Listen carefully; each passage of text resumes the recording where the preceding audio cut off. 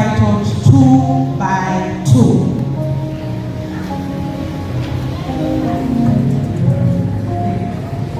Unaitwa wawili wawili ama mbili mbili, sijui content yake lakini mbili mbili. So basically, kwa hivyo kimsingi the song depicts a caged bird.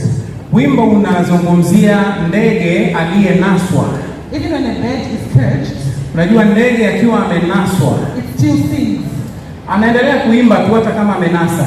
In like manner, ni namna hiyo hiyo, even when the problems of this world have caged you, hata kama matatizo ya dunia hii yamekunasa, you can still shout hallelujah. Unaweza ukaendelea tu kupaza sauti haleluya kwa Mungu wako. The song goes further to say, wimbo unaenda mbali zaidi kusema, he's a husband to the husbandless. Yeye ni mume wa wale wasio na waume. He's a father to the fatherless. Yeye ni baba kwa wale wasio na baba.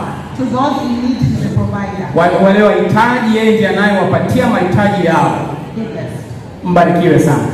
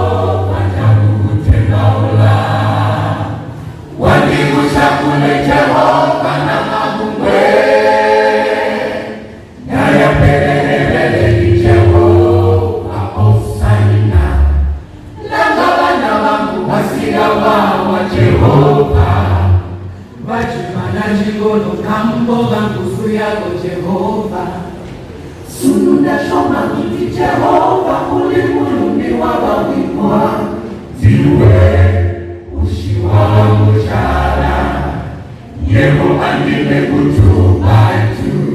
Hallelujah, Hallelujah, Hallelujah, Hallelujah, Hallelujah,